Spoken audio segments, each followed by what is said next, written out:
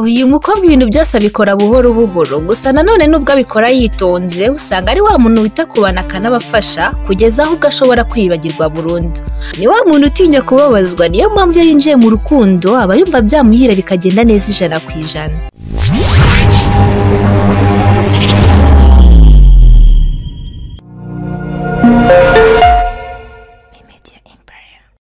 Munyemerere mbasuze kandi mbahe ikaze kuri Media Empire. Nge muri kumva kuri mikoro nk'ibisanzwe ndi Isingizwe Edith. Tugeze muri wa mwanya twahari ubusobanuro bw'amazina cyangwa se mu gice twahari ubusobanuro bw'amazina aho tugiye kubasobanurira izina Elizabeth.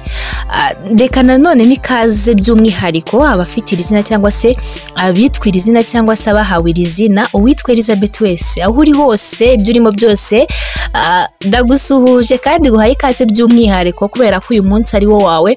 Uyu munsi tugezeho niwo wawe. Niba wari waradusabye ubusobanuro bw'iri zina cyangwa se wowe utararisabye ariko mugenzi wawe akaba yararigusabiye, ibi ni mwanya kugira ngo wumve ibikuranga cyangwa se wumve icyo izina ryawe risobanura. Mbere yuko ntangira ariko nanone reka ngira icyo mbanza kwibutsa bamwe mu bantu badukurikiye. Hari abantu bajya badusaba amazina runaka bakadusaba ko twayabasobanurira babinyujije muri comment ku izina rimwe runaka tuba twasobanuye, ugasanga batwandikiye badusaba kubasobanurira izina twamaze gusobanura. Mu by'ukuri ntabwo tuba tuzarisubiramo kubera ko dufite urutonde ruriho amazina menshi mwadusabye gusobanura. Rero ntabwo twari twayarangiza kuyasobanura uko yakabaye, kandi uko bwije nuko bukeye nako tubona abandi badusaba andi mazina runaka tugomba gusobanura. Rero wowe udusaba cyangwa se uba wifuza kudusaba ko twagusobanurira izina, ndi kukwisabira kugira ngo uzajye mbere yuko ugira izina wandika ngo turi gusobanurira, ujye ubanza kureba niba twararisobanuye hano kuri Media Empire. Ubanza ubigenzure, ubanza urebe ko twarisobanuye kugira ngo utaridusaba inshuro ya kabiri, kubera ko ntabwo twarikora kandi hari ayandi atarakorwa n'inshuro n'imwe. Niyo mpamvu rero ngira ngo mujye mumanza mu bigenzure kugira ngo birusheho kugenda neza, cyangwa se yaba ibyo mukora cyangwa se ibyo mudusaba natwe ibyo dukora byose birusheho kugenda neza. Ntabwo nizimba mu magambo, rero icyo nashakaga kubibutsa ni icyo ngicyo. Reka twikomereze n'ubusobanuro bw'izina twabazaniye uyu munsi. Izina Elizabeth ntabwo abantu bose bavuga Elizabeth. Hari aho uzasanga bavuga Elise, Eliza, Elisa cyangwa se Elizabeth. Ibyo byose bikaba bifite igisobanuro kimwe, ahubwo bikaba bihinduka cyangwa se bihindurwa mu mivugire bitewe n'agace uherereyemo. Ubwo ndavuga igihugu, agace cyangwa se ikindi kintu icyo cyose cyatuma iryo zina rihinduka. So ninkoresha Elizabeth rero bamwe muziho mwitwa Elise, Eliza, Elisa cyangwa se Elizabeth bitewe n'igihugu uherereyemo. Nuze kumva ko wowe utarimo, ahubwo uze kwisanga muri ibi ngiye kukubwira, kubera ko ayo mazina nsomye ni kimwe nuko umuntu yavuga Elizabeth. Rero natinze. Elizabeth ni izina rihabwa umwana w'umukobwa, rikomoka mu Giheburayo ku ijambo Elisheva, rikaba risobanura isezerano ry'Imana. Mu magambo make rero iri zina risobanura isezerano ry'Imana. Niba utari uzi ko risobanura, menya ko wowe Elizabeth cyangwa Elise cyangwa Eliza, Elisa cyangwa Elizabeth, izina ryawe risobanura isezerano ry'Imana. Mbibutse ko kandi kuba tubabwira ibaranga, hari abatubwira muri comment bati ntabwo ibi byose twabyisanzeho cyangwa se ntabwo ibi byose twasanze bituranga. Yes, birashoboka. Ntabwo ibintu bigera muri bingahe tuba twakubwiye. Urugero, niba nakubwiye ibintu 10 bikuranga ugasanga harimo 2 bitarimo, ntabwo biba bivuze ko uwatari wowe. Birashoboka cyane ko ushobora gusanga harimo nk'ibyo 2 bitakuranga, ariko ntabwo bishoboka ko uzasanga ibintu 8 muri bya bintu 10 twakubwiye bitakuranga ngo usange ibikuranga ni 2 byonyine. Ntabwo bishoboka.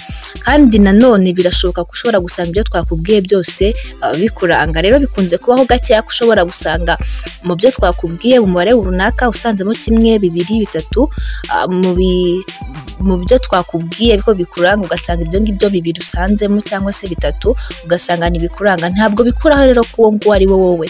Icyo nakubwira cyo nuko ibyinshi mu byo tuba twavuze ari byo bintu usanga bikuranga. Ibindi bikeya bishoboka, hari n'igihe biba bidashoboka ko birimo ugasanga nibyo bitakuranga.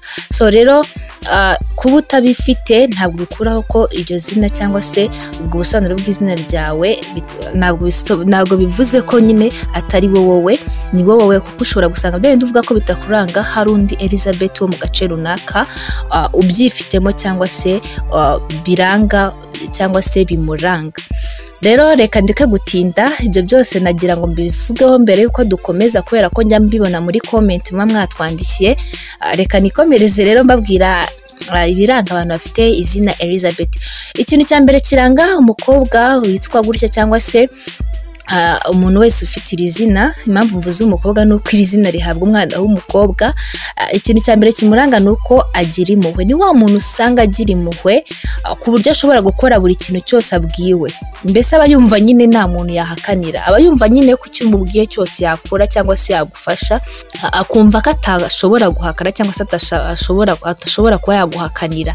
Yes, rero nicyo gituma bavuga ko ari wa muntu cyangwa se ari umukobwa ugira impuhwe. Elizabeth kandi ni umuntu wumva udakunzwe.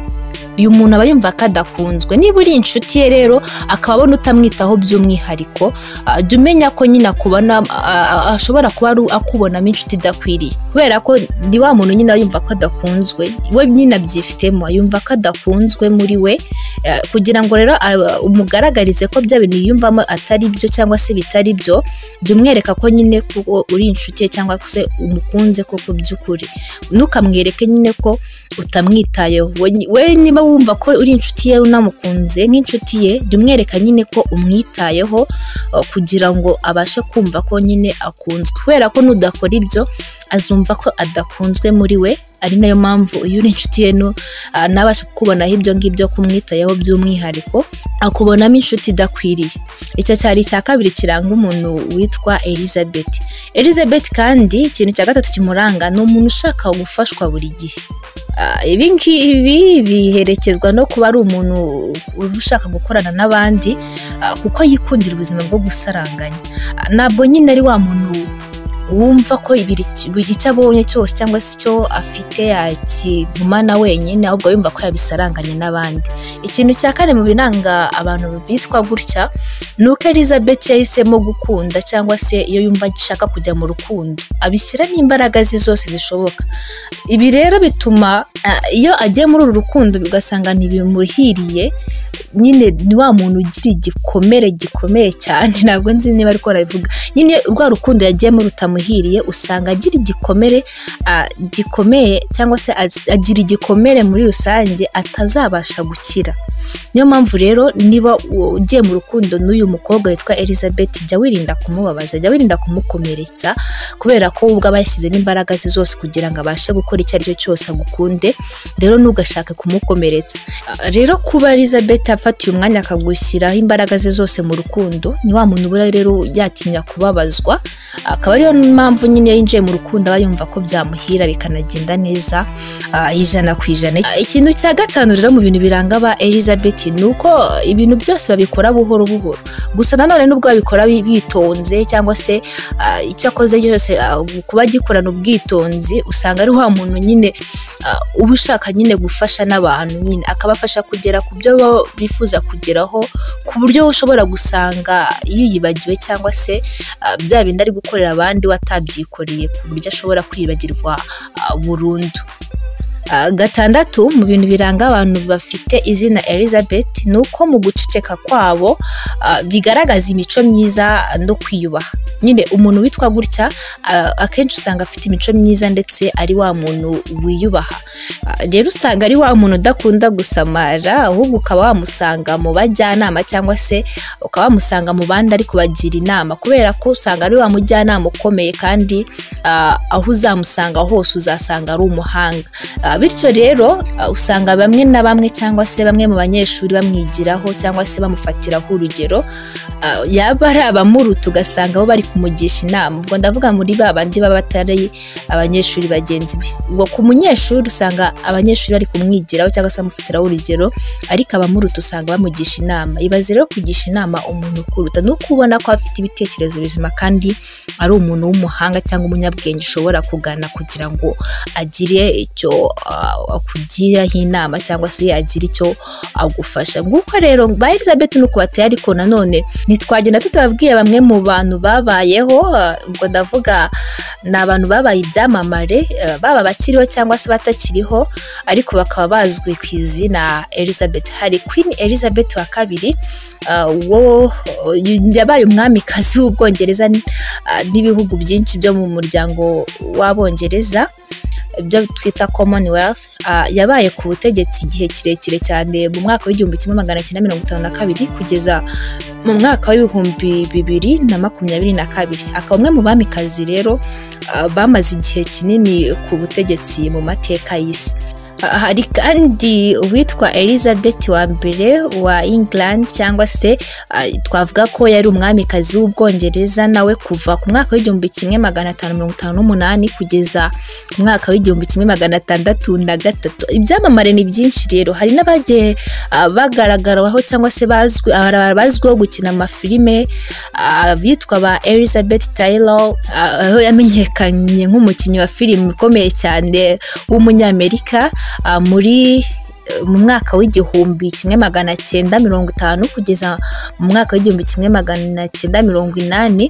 icyo gihe yakinaga amafilime. Zimwe muri filime yakinnye harimo iyitwa Cleopatra. Yego rero ni benshi bitwa gutya cyangwa se bari bafite iri zina.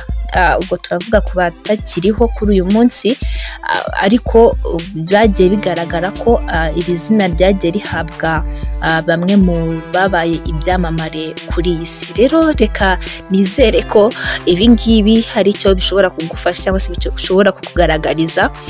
Burya bajya kubavuga ko izina ryo muntu, iyo babivuga rero ntabwo babivugira ubusa, cyangwa se ntabwo nk'uko bavuga ngo nandi urivugirwa ubusa ku musozi. Ntabwo nshaka kuvuga ibintu byinshi, icyo nashaka gukora cyangwa se kubagaragariza cyangwa se kubagezaho uyu munsi ni ubusobanuro bw'izina Elizabeth.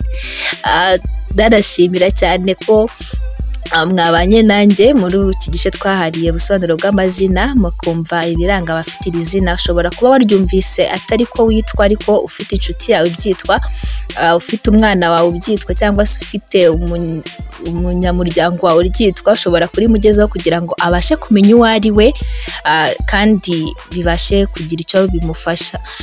Rero ntabwo nagenda nabyibukije ko niba hari izina wifuza ko tugusobanurira, nawe uraritumenyesha muri komenti ukaritubwira. Ariko nanone nkabibutsa ko mbere y'uko uritwandikira ubanza kureba neza niba mu mazina yose twasobanuye iri zina ugiye gusaba ritarimo. Reka mbifurize ibihe byiza, reka mbifurize kugubwa neza. Tuzakumburane cyangwa se tuzasubire mu byo tuzabagezaho ubutaha hano kuri Media Empire. Mwari kumwe nanjye Isingizwe Edith. Ndabashimiye cyane, mugire ibihe byiza.